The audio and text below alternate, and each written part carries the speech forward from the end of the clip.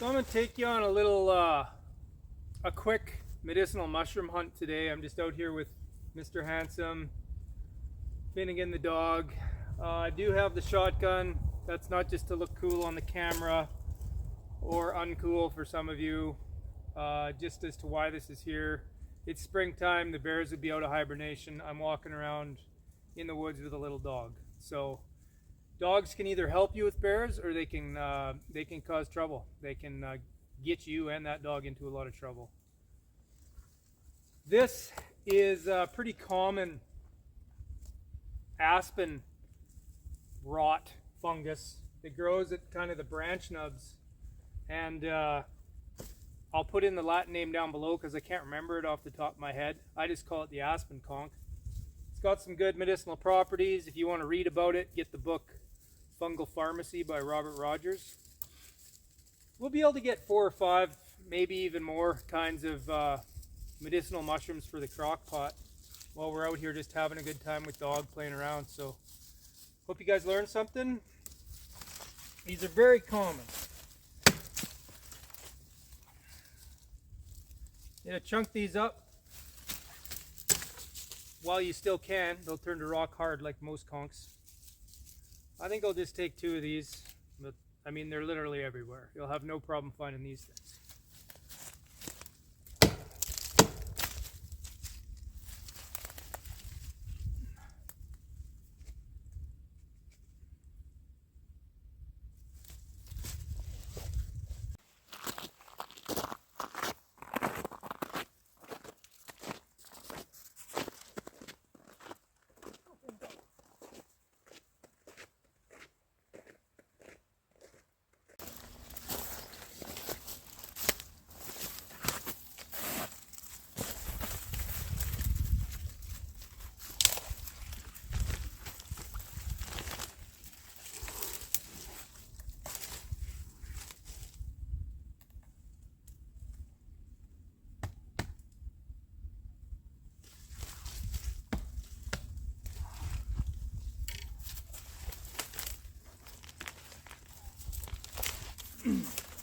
Well, it's like we're knocking off the easy ones first, which is normal. This one here, this is called horse hoof fungus. You'll find it on the dead birch. I don't know why it's called horse hoof fungus. Let me know if you guys figure that out or have any suggestions. This one here is pretty cool mushroom. Fomes fomentarius, also known as the tinder conk, but this is not a very good tinder conk. You can use it to transport fire, blah blah blah. Lots of good medicine qualities in this one too. Super easy and abundant to find on dead birch. There's a layer just under this hard outer surface that's this kind of leathery soft stuff, and you can work that for a variety of stuff.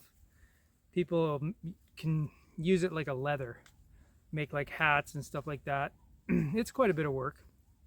And you can also use it to catch sparks. But you can catch sparks with charcoal powder and chaga dust and some other things also. Got a big group of swans down on the river. Okay, that's a couple things. We're not going crazy today. We're just getting enough stuff for the crock pot for a month, which is kind of just a couple of each of the things will be good. Right, Finnegan? Wouldn't you agree? Okay. We have got our 3rd medicinal mushroom on this dead rotten old birch. This is our razor strop fungus, Piptoporus betulinum, or I think it's fomitopsis betulinum or something now. You can look that up. Razor strop. Beautiful mushroom. Can be used for all kinds of things like powdering and putting on your wounds. I use it in my crock pot in thin strips. It's very bitter, and we need to be more bitter. We need to consume more bitter. We're all too darn sweet. As my father would say, bitter's good for you. That aside, it's the anti-parasitical nature of this mushroom is why I consume it. Parasites? Well, I don't have any parasites. Well, maybe you do. You just don't know about it. There's this crazy book by this lady I read a long time ago called Dr. Hulda Clark, The Cure for All Cancers. Now, she's really out there. She thinks parasites cause schizophrenia and just about everything. And I don't judge it one way or the other. I'm just like, hey, I'm going to take some anti-parasitical mushrooms in my tea just in case. So there is that. I'm going to take this other one off this tree here and put the camera on a tripod so you can watch me flail around and figure it out. This one up here.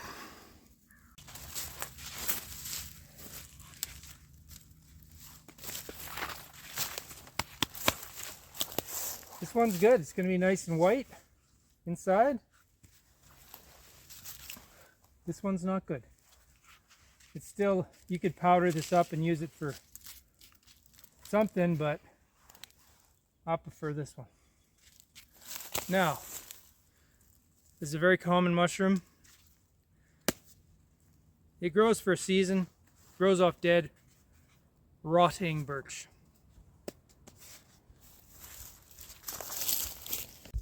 Found some more here on the ground.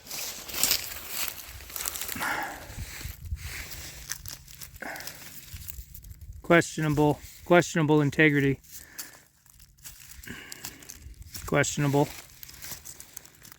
Some mold there. This one's okay.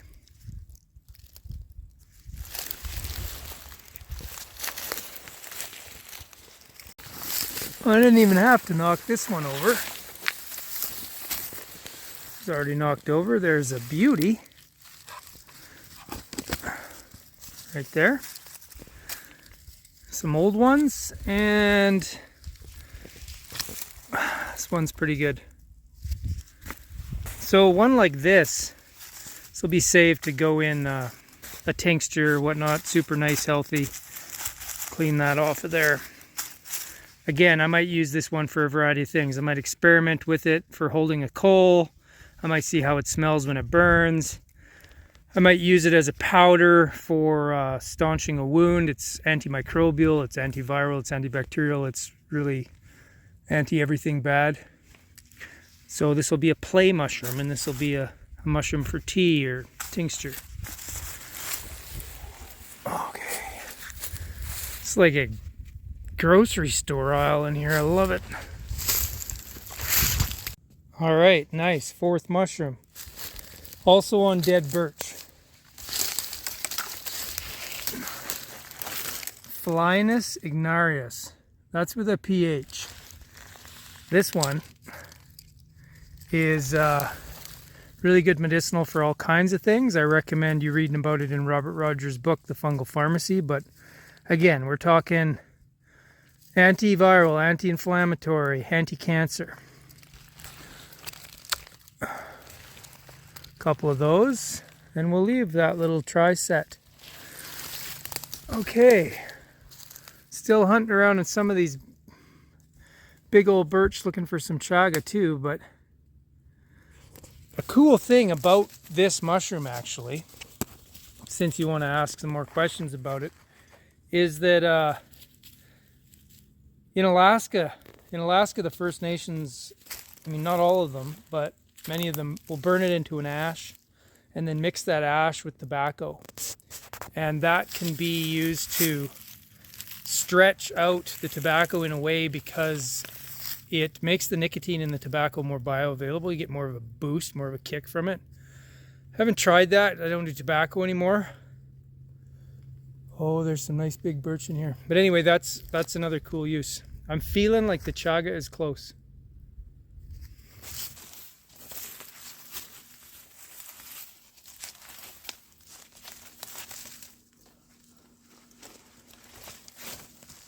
Flagging tape on the rifle.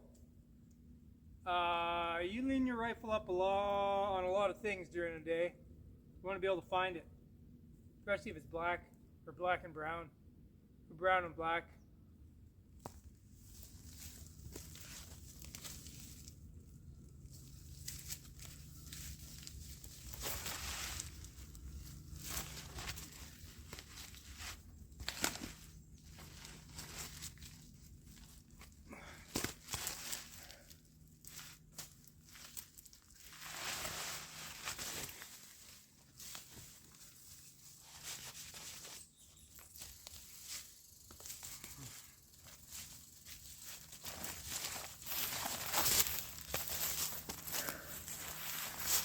There's some good news.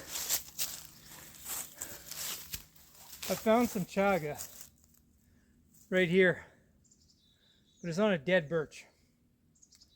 I'll take you over there and show you. So, chaga off a dead tree. It's totally dead. Often it's on trees that are just barely hanging on, but you'll be able to see little buds, little shoots to let you know that some part of that tree is alive. Chaga that's off totally dead trees probably shouldn't be consumed for medicine for you internally. If you're just buying it from Joe Blow, you have no idea what their harvesters are picking. Might be a little bit of dead stuff mixed in there. Probably ain't gonna kill you anyway, but people have gotten sick from it. Without saying too much on that, because I don't know a whole lot about that, you know. I just use the dead chaga for starting fires, playing around with the hand drill and friction fire. So let's go get some. Show this to you.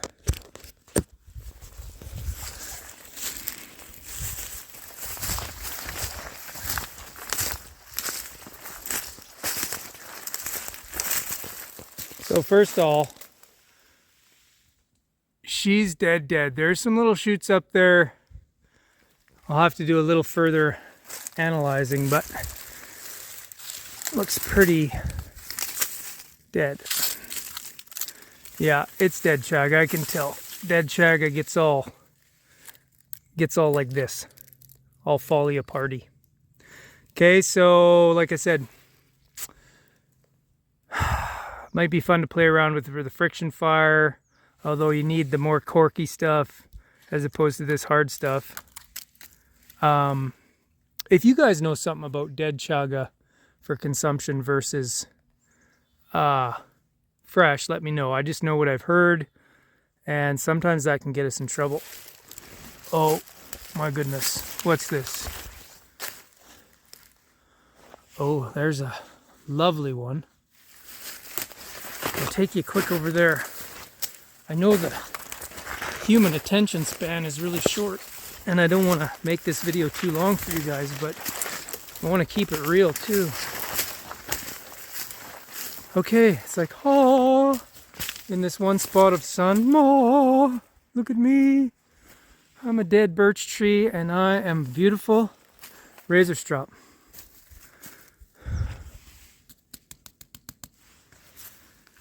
I have enough of you though.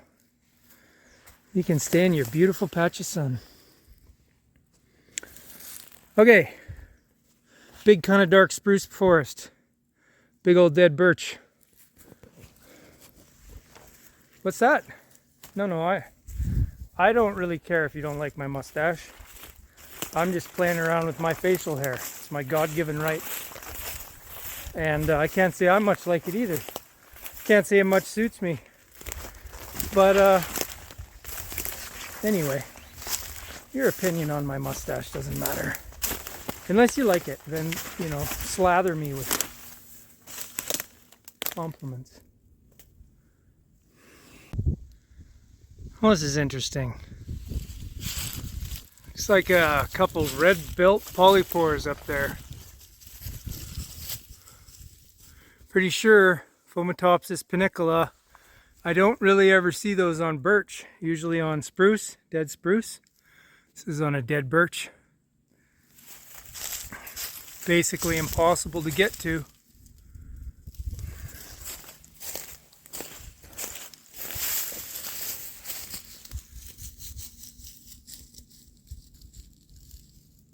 Fascinating.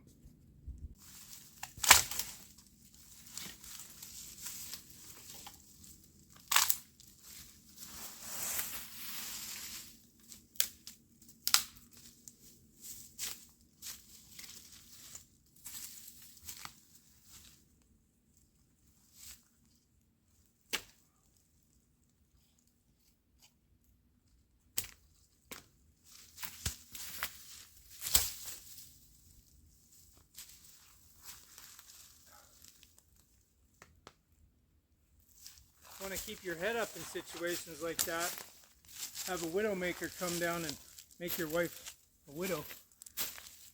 Red belt polypore, fomitopsis pinicola, really good against cancer, so the books say. People used to call it Chaga and make a tea out of it, Chaga tea. All right, we're still going. We've been out here 2.5 hours. The chaga remains elusive. Careful there, bud. But as we got into this big dead cottonwood along the river, I knew we'd find some ganoderma, which is great because that is your ganoderma applanatum. This one's got some mold there, but it'll be okay inside. Also known as artist conk. Okay, also known as wild Reshii. So there's multiple specimens, some of which are better than others. I like ones like this one down here. That's primo, that's beauty. I'll take that one. This one here, pretty nice too. This is what you're looking for. Down along rivers, these big old rotten dead cottonwood. So that makes our 5th or 6th mushroom in less than 3 hours. That's great. As I mentioned, the chaga is being elusive, but I haven't given up hope. It's in here, it's just barely in here. That's some beauty big razor strop right there I would like to have, but I have enough. That's great. Just in a random spot I kind of wanted to check out. I'd been on the other side of the river before, so I'm glad I'm able to teach you guys some mushrooms in here today. We'll process them up, show you what we do and what you're gonna do, hopefully, and then make tea or make tincture. Tincture.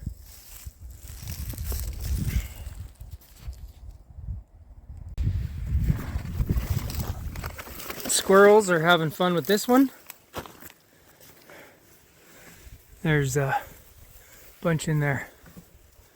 So we'll let them keep chewing on that and keep their parasites down. Oh geez, Finnegan, do we finally have one? Literally about to give up, and I'm not even kidding. I'm on my way out. It's getting late. Yes. Living birch. Got a scar, because that's how it all happens. Beauty. Okay. I'll set the tripod up, we'll have a little talk, and we'll take like half of this, which is going to mix for the ratio perfectly for our tea with our other mushrooms. Oh, man. That's awesome. That's awesome. Because I'm not kidding, I was like, well, oh no, I trust in it and I'll find it. I'll know I'll find one, trying to talk to the chaga. And then it's like everything in life. I was like, well, whatever. It is what it is. And then I walked in here. Anyway, you don't need the whole story. So, been out here close to 4 hours now. All right, cool. So, Chaga takes a long time to grow. There's not a lot of it out here in this area. It should be great for chaga because there's half dead and dying birch, and there's big older birch all over, but I've seen like a couple little ones here and there that I didn't even bother taking, and I mean a couple, not a few. Careful, Finn.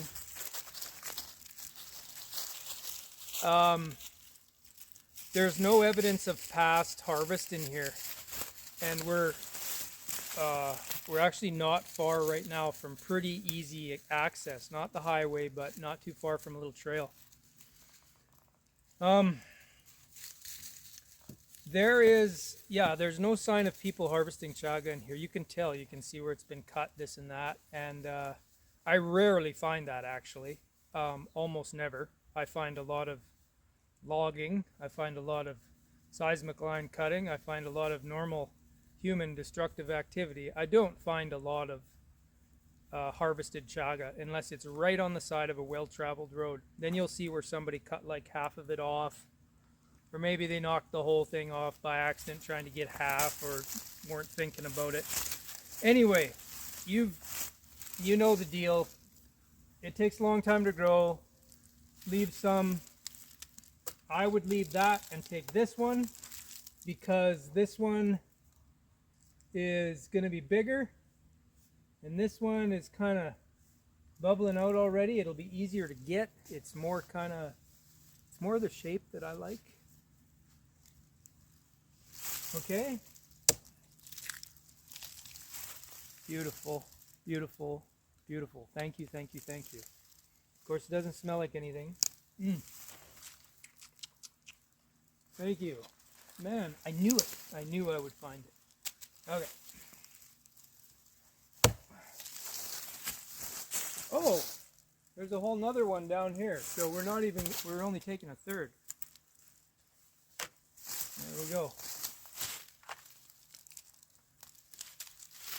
That is the stuff. That's the melanin making it that color. That's what gives your irises of your eyes being brown. It's how they're formed. It's good for the melatonin in the brain. You can read about how good chaga is for you, but it's also really quite delicious.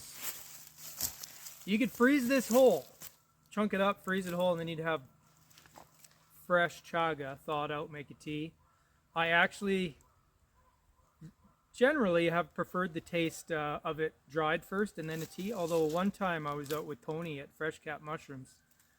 We were doing a little chaga hunt and we made some fresh, and it was delicious, man. It was fruity. You can check out his video somewhere on YouTube, Fresh Cap. And it's tree specific though.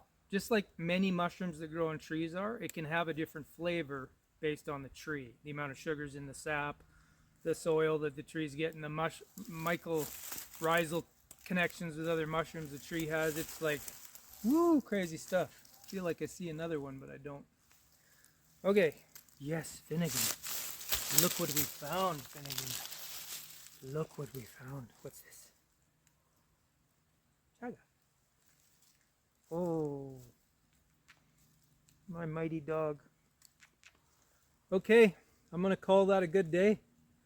Was there any other mushrooms I was hoping to find today? No, we did the red belt, the ganoderma applanatum, the Reshii.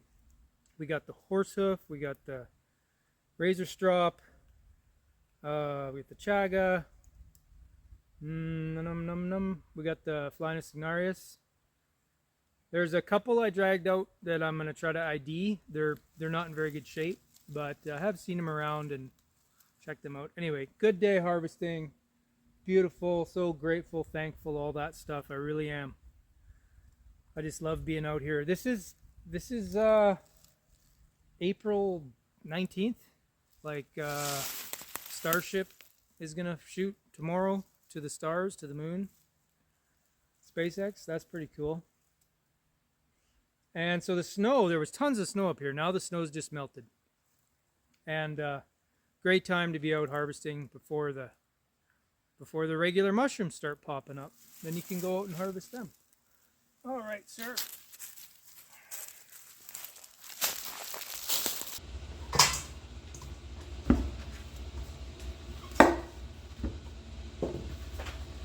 You know, just a funny little thing about this razor strop mushroom.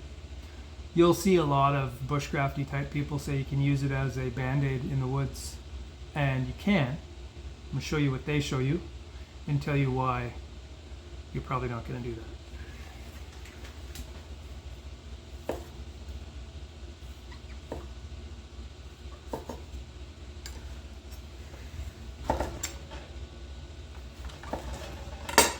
Okay, because the mushroom is antibacterial,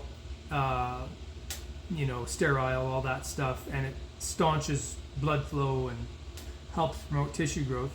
If you got a cut, well, if this mushroom's wet, like this one is, that's why I chose it, you've got yourself a band-aid, which you could use, but you're not going to do that, are you? Because it would fall off and your hands are whatever. So if you have a cut, you want to have some of this stuff powdered up into powder. Sprinkle it, massage it into your cut. Antiseptic, anti-sterile, and it staunches the blood flow. Then wrap some electrical tape or some birch bark or some cloth around your finger. That's going to be the way to do it. Or you could be like Rocky Balboa and... Not Rocky Balboa. You could be like Sylvester Stallone in... Rambo and like bite the end off a bullet and put the gunpowder on there and light her up. You could do that too, but gunpowder doesn't burn when it's wet from your blood. So, all right.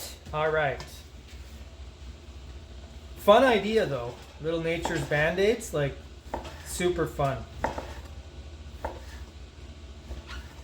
And if you have some personal experience with using this as a band-aid that stayed on your finger somehow, that's great. Tell me all about it.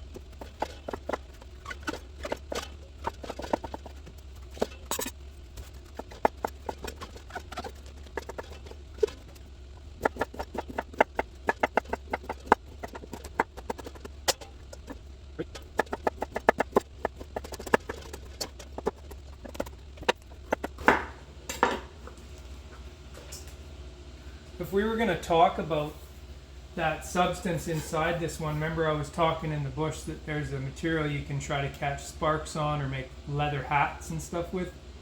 They call it amadou, and it's this layer here. So if you strip away this hard outer layer and get rid of the spore producing area down in here, you're left with this kind of leathery bit, and that's what you can work process to make leather things or catch sparks and whatnot. But you're better off catching sparks with powdered chaga, in my opinion. It's just easier than peeling this, because you essentially have to, peel this away.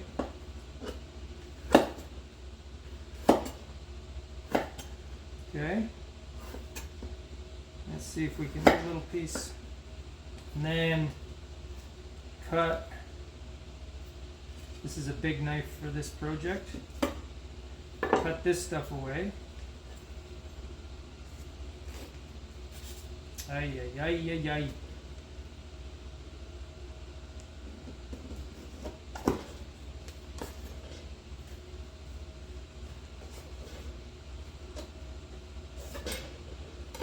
This stuff essentially, this is what you're after. You'd have to trim this little bit out too. Maybe we'll save that little piece and make a project with it. I'm not huge into making fires from sparks, only because in order to do it, I mean, you have some more learning to do where you can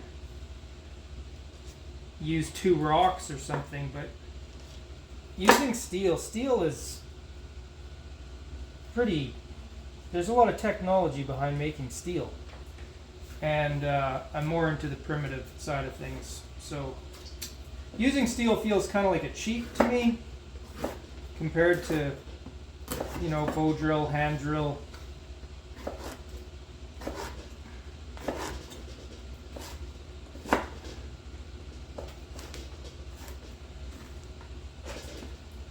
Okay, so that's 2 kinds of mushrooms. Now the tough one. Ay, ay, ay. This guy here, man, the red belt. I find the easiest thing to do is to make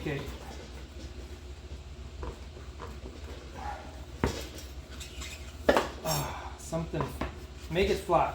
Make it so it'll sit flat, like that. Right?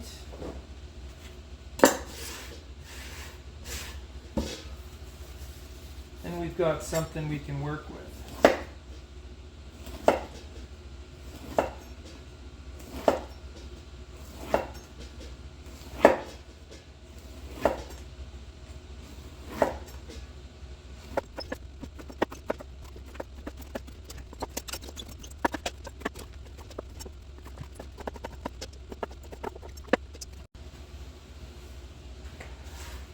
Now keep in mind with all these mushrooms, there's various stages of them when they're healthy, when they're too young, when they're just ripe, just like fruit, you know, when they're ripe, when they're overripe.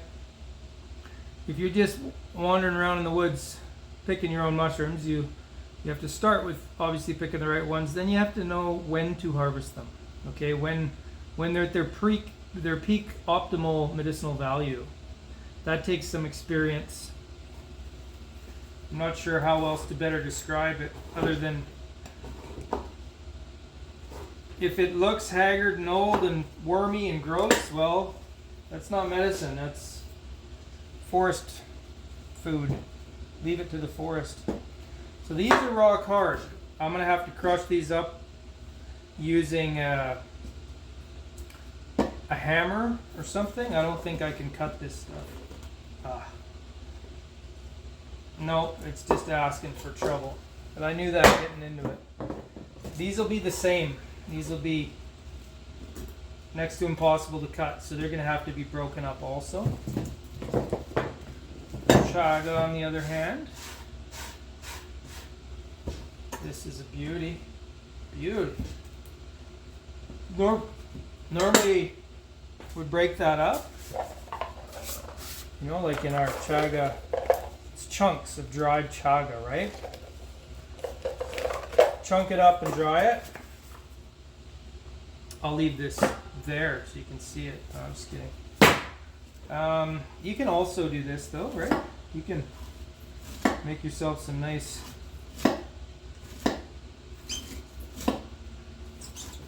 shavings from the softer inner parts, which is fine because this is going to be ground up for the tonic anyway.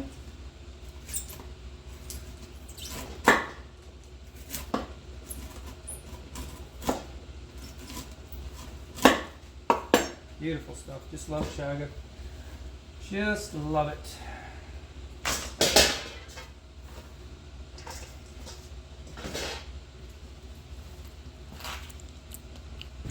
Now,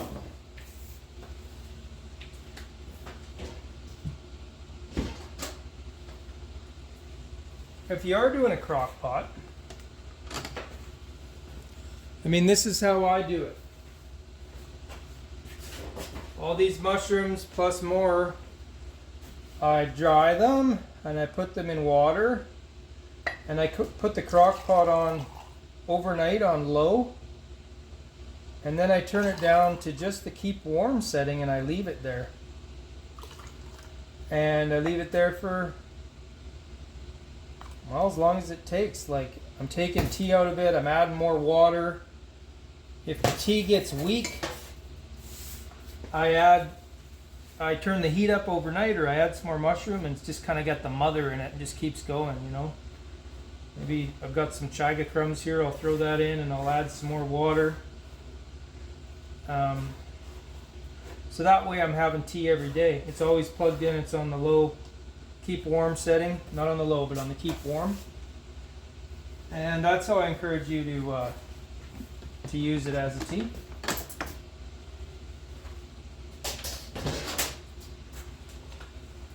So that's how you're going to cut up chaga. You can cut it up like I'm doing. You can smash it up with a wrecking ball, a hammer. Once you get into the harder part out here, you're going to have to break it up.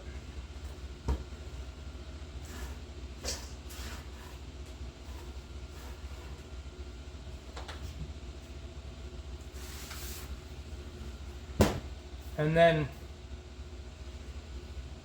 I think this is my third cup of this today. That's a bit overkill. Maybe. Don't know.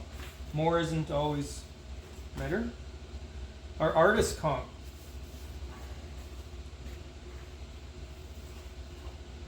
I'm not exactly sure if I'm the best artist out there. But you get the idea? This is a poor pen.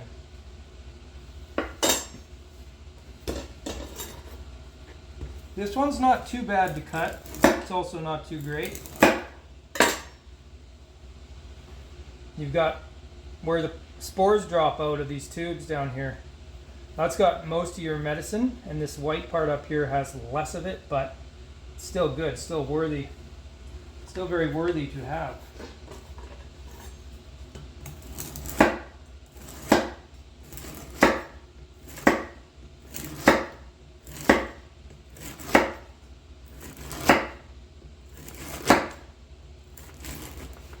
Cut yourself a flat spot, and then you can work the mushroom.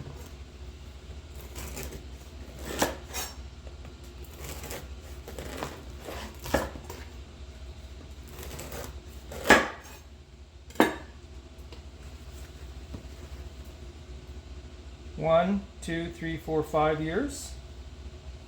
Okay. 1, 2, 3, 4, 5 years. Maybe some slow years there at the end or in the beginning. Tough to say, but that's kind of how most of the mushrooms work. You know, 6 years old, something like that. If you were to cut this open so that it looked like that, you know, you've got your 1,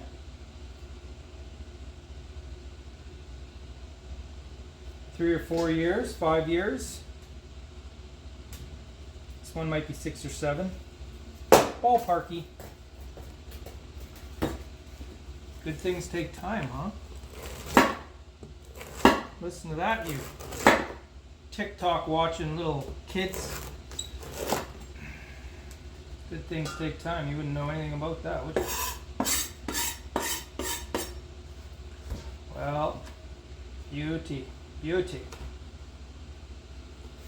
Keep going on that, I guess.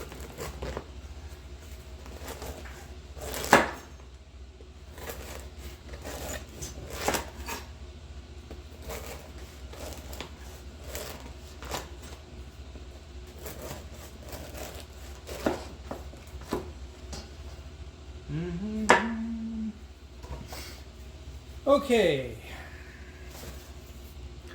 Well, I'm not going to show you guys how to smash stuff up with a hammer.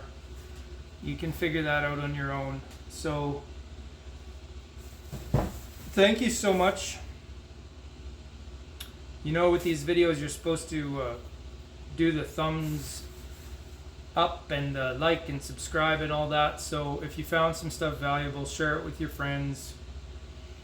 I mean, ultimately, we need to learn how to source our own medicine. And how to pass that on through our tribes, our groups, our family, our human fellows. And if nothing else, I hope you were entertained. Thanks so much.